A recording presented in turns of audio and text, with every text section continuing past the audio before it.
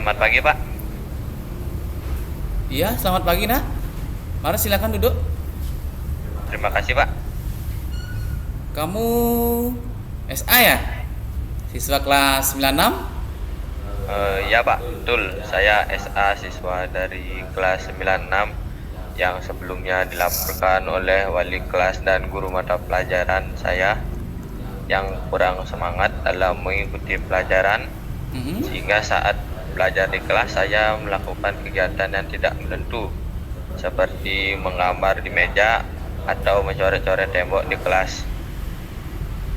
Saya mempunyai minat yang rendah dalam belajar untuk semua mata pelajaran, dan ketika belajar saya merasa sangat lelah, jemu dan mengantuk sehingga belajar dengan tidak baik.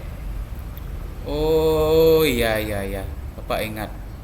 Sebelumnya SA sudah pernah datang ke ruang BK? Ya, Pak, sebelumnya sudah pernah masuk ke ruang BK. Bagaimana kesan SA terhadap ruangan ini? Ruangannya cukup adem dan jauh dari keramaian, tapi sejujurnya saya sedikit takut berada di ruangan ini, Pak. Kamu tidak perlu takut. Teman-teman kamu banyak yang datang ke sini. Iya, Pak, tapi Kamu tidak perlu takut dan ragu datang ke sini untuk berkonsultasi dengan Bapak. Karena Bapak di sini sebagai konselor, tugas Bapak memberi layanan untuk membantu siswa menghadapi masalah dan sulit dalam mengambil keputusan. oh begitu, Pak ya. Iya, iya nak. Menurut kamu apa peranan konselor dan konseling dalam proses konseling ini? Menurut saya, konselor itu tugasnya menyelesaikan masalah yang dihadapi oleh siswa yang bandel, Pak. Sebenarnya yang kamu katakan itu keliru nak. Di sini Bapak sebagai konselor berperan sebagai fasilitator dalam proses konseling untuk semua siswa, bukan hanya yang bandel saja. Yang membantu kamu menemukan jalan keluar dari permasalahan yang kamu hadapi. Sedangkan kamu sendiri sebagai konseli berperan aktif untuk mengemukakan apa yang kamu alami secara jujur serta mampu menemukan sendiri jalan keluar dari permasalahan yang kamu hadapi. Jadi seperti itu, Pak ya. Saya akan berusaha untuk aktif dalam proses ini, Pak. Tapi jangan sampai teman saya tahu, Pak ya. Oh, soal itu SA tidak perlu khawatir. Dalam konseling ada kok kode etik yang menjamin kerahasiaan atas masalah yang kamu hadapi. Jadi, kamu tidak perlu khawatir. Bapak bisa menjamin pembicaraan ini tidak akan diketahui oleh orang lain. Jadi, Bapak akan menjamin kerahasiaannya. Oh, syukurlah, Pak. Kalau begitu, Oke, nak. Sebelum kita mulai membahas permasalahanmu, alangkah baiknya kita membuat kesepakatan waktu yang diperlukan untuk proses konseling ini. Kalau menurut anak, apakah 45 menit sudah cukup untuk melakukan proses konseling? iya, Pak. Saya rasa sudah cukup banyak waktunya. Eh, Oke, baiklah. Kita sudah menyepakati waktu yang digunakan dalam proses konseling ini. Nah, sekarang coba kamu ceritakan kembali secara detail permasalahan kamu yang sedang kamu hadapi sekarang. Saya kurang semangat dalam mengikuti pelajaran, Pak. Sehingga saat belajar di kelas saya melakukan kegiatan yang tidak menentu seperti menggambar atau mencoret-coret meja dan mengganggu teman saya mengerjakan tugas. Ya. Saya merasa sangat lelah, jemu dan mengantuk sehingga tidak belajar dengan baik, dan guru pun marah kepada saya, Pak. Oh, seperti itu. Kalau boleh Bapak tahu kenapa kamu kurang semangat dan lelah ketika belajar di kelas? Karena saya sering begadang main game, Pak. Karena saya sangat suka main game online, sampai jam 12 malam saya main game online. Oh, seperti itu. Jadi, kamu main game online-nya sampai larut malam ya? Nah, Bapak ada di sini untuk membantu kamu. Kamu tahu apa saja dampak yang diakibatkan oleh perilaku kamu itu? Benar, Pak. Akibatnya saya akan dari perilaku saya itu, saya akan ketinggalan pelajaran, Pak. Oh, bagus nak. Akibat lain yang akan ditimbulkan kalau kamu kurang semangat dalam mengikuti pelajaran, dan juga pada saat belajar di kelas kamu melakukan kegiatan yang tidak menentu seperti menggambar atau mencoret-coret meja, dan juga mengantuk sehingga tidak belajar dengan baik. Yaitu selain kamu ketinggalan pelajaran, kamu juga pasti akan memperoleh nilai yang rendah dan juga dimarahi oleh guru, sehingga kamu menjadi pusat perhatian teman-temanmu di kelas, teman-temanmu yang lain. Dan kemungkinan akibat paling fatal, akibat paling buruknya, kamu bisa tidak naik kelas. Iya, Pak, saya sudah tahu sekarang akibatnya kalau saya sering begitu. Begini nak ya, Bapak ingin kamu menyampaikan kira-kira apa yang akan kamu lakukan untuk meningkatkan motivasi belajarmu? Saya akan membuat jadwal harian belajar dan mengatur jam tidur dan berhenti main game online biar bisa mengisi waktu yang lebih positif seperti belajar. Bagus nak ya. Tadi kamu mengatakan kamu akan membuat jadwal harian, belajar, mengatur jam tidur, berhenti main game online biar bisa mengisi waktu yang lebih positif. Bapak akan putarkan kamu sebuah video ya tentang cara meningkatkan motivasi belajar ya. Baik, Pak. Tunggu sebentar nak, Bapak putarkan videonya dulu. Baik.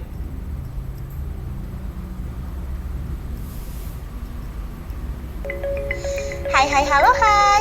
Psychology at Home kembali lagi nih. Bisa dilihat, Nak? Masih bersama kami, Betty Coba, Indriani, sudah saya lihat dengan Resti jelas. Nanda Iswara, Sekar Ayu Sakandi, dan Syafa Nabila Sahab.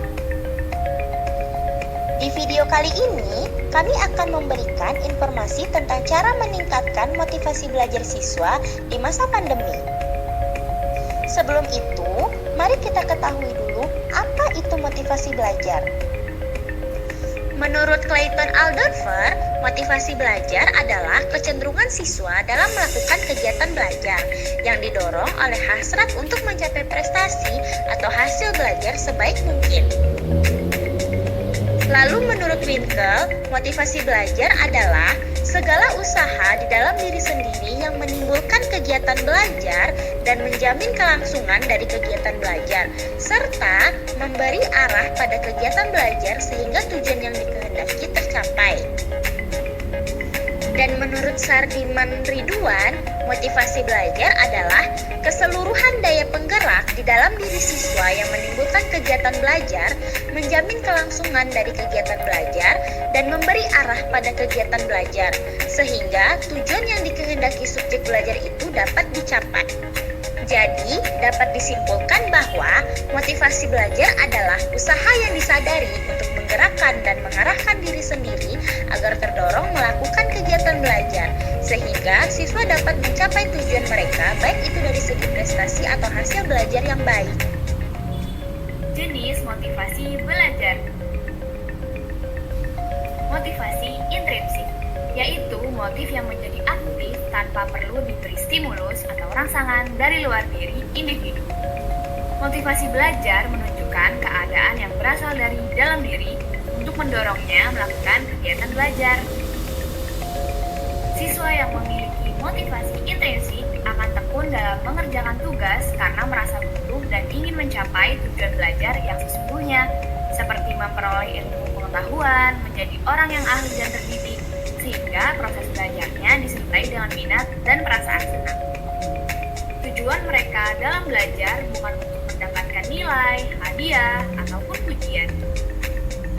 Motivasi ekstrinsik, yaitu motif yang menjadi aktif jika mendapat stimulus atau rangsangan dari luar diri. Motivasi belajar dikatakan ekstrinsik bila siswa menempatkan tujuan belajarnya di luar faktor-faktor situasi belajar. Tujuan belajarnya seperti untuk memenuhi kewajiban, mendapatkan hadiah dan pujian, dan menghindari hukuman. Namun, bukan berarti motivasi itu tidak baik. Motivasi ekstrinsik juga diperlukan untuk menyeimbangkan keadaan siswa dan komponen-komponen lain dalam proses belajarnya. Motivasi belajar dapat dipengaruhi oleh beberapa faktor, di antaranya faktor internal, yaitu faktor yang berasal dari dalam diri individu, meliputi cita-cita atau harapan akan keberhasilan maupun prestasi tertentu. Faktor ini dapat memberikan semangat dan tujuan jelas dalam belajar. Lalu ada kemampuan individu, mencakup kemampuan kognitif, intelektual, motorik, verbal, dan sikap. Lalu ada faktor fisik, meliputi kesehatan, gizi, fungsi fisik, terutama panca indera. Karena bila sedang sakit, lapar atau mengantuk, konsentrasi akan terganggu. Lalu ada faktor psikologis, berhubungan dengan aspek yang mendorong atau menghambat aktivitas belajar, seperti kondisi rohani dan emosional individu. Selanjutnya, faktor eksternal, atau faktor yang berasal dari luar diri individu. Terdiri dari faktor sosial yang berasal dari manusia di sekitar lingkungan individu, seperti orang tua, meliputi pola asuh yang diberikan oleh orang tua dan anggota keluarga, konselor, faktor sekolah, meliputi interaksi dan kondisi anak di sekolah, baik dengan sebaya, fasilitas sekolah, dan guru, serta upaya guru dalam membelajarkan siswa, mulai dari bagaimana guru mempersiapkan diri dalam membelajarkan siswa dengan menguasai materi, metode penyampaian yang menarik, metode untuk menarik perhatian, dan lain-lain. Selanjutnya, faktor non-sosial yang berasal dari keadaan atau kondisi fisik di sekitar individu, meliputi fasilitas belajar, yaitu sarana dan prasarana, tempat, yaitu kualitas lingkungan ataupun tempat belajar seperti sepi atau kondisi, waktu seperti pagi, siang, atau malam, dan keadaan udara seperti cuaca panas atau dingin. Berikut ini ada beberapa cara yang bisa kamu lakukan untuk meningkatkan motivasi belajar. Pertama, dengan membuat agenda atau jadwal belajar, kamu akan tahu kapan waktu belajar sehingga kegiatan lain meningkatkan motivasi belajarnya. Ada video itu. Kedua, tentukan gaya belajar yang nyaman buat dirimu. Apakah kamu termasuk belajar visual, yaitu dengan cara melihat dan mengamati, atau dengan auditory, yaitu melalui pendengaran, atau mungkin juga dengan kinestetik dan taktil. Carilah tempat atau suasana yang nyaman untuk kamu belajar. Lalu, penting itu untuk fokus dengan menunda hal yang mengganggu waktu belajar. Penting loh untuk mengistirahatkan dirimu sejenak dengan meregangkan tubuh misalnya, ataupun bisa juga dengan mencari udara segar dan minum serta makan makanan ringan. Terima kasih sudah menonton video ini. Jangan lupa di like ya.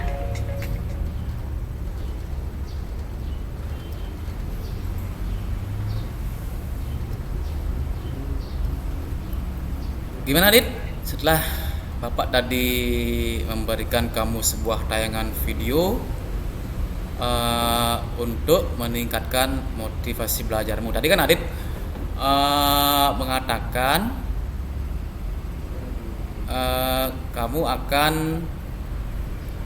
membuat jadwal harian belajar, mengatur jam tidur, berhenti main game online biar bisa mengisi waktu yang lebih positif. Bapak harap kamu bisa menunjukkan perubahan kegiatan yang sesuai dengan apa yang kamu katakan tadi.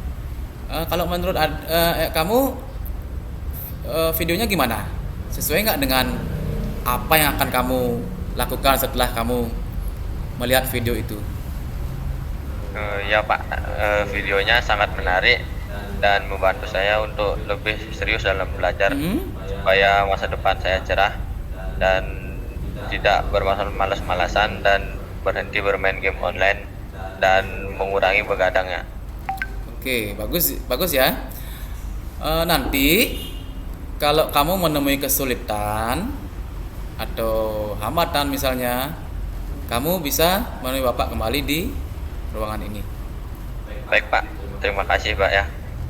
Ya nak, sama-sama. Jadi bisa Bapak simpulkan untuk permasalahan kamu saat ini yang kamu kurang semangat dalam mengikuti pelajaran sehingga saat belajar di kelas kamu melakukan kegiatan yang tidak menentu seperti menggambar atau mencoret-coret meja, dan juga kamu merasa sangat lelah ya, jemu dan mengantuk sehingga dalam belajar kamu tidak bisa berkonsentrasi dengan baik. Kemudian dari apa yang kamu katakan tadi, dan Bapak juga sudah putarkan video tentang cara meningkatkan motivasi belajar, kamu akan mengubah tingkah laku kamu yang seperti itu mulai sekarang. Kamu akan melakukan hal-hal positif dalam menerima pelajaran, juga kamu berkonsentrasi dalam menerima pelajaran, dan kamu harus lebih meningkatkan motivasi dalam diri kamu dengan cara seperti kata kamu tadi, membuat jadwal, membuat jadwal harian belajar, mengatur jam tidur, berhenti bermain game online biar bisa mengisi waktu yang lebih positif. Iya Pak, terima kasih, saya akan melaksanakannya. Oke nak, harus seperti itu ya. Jadi laksanakan apa yang tadi kamu katakan sesuai dengan video yang Pak berikan untuk meningkatkan motivasi belajarmu. Siap Pak, terima kasih banyak Pak. Iya nak, kebetulan waktu konseling kita telah berakhir, jadi kita akhiri untuk sesi pertama konseling hari ini. Dan jika diperlukan nantinya akan kita buat sesi kedua tentang masalah kamu jika masih perlu ditangani. Siap Pak, terima kasih banyak atas waktunya yang telah Bapak sampaikan. Saya merasa senang dan lega. Sekarang saya sudah tahu apa yang harus saya lakukan. Kalau begitu, saya permisi ingin kembali ke kelas. Selamat pagi Pak. Iya nak, sama-sama. Selamat pagi.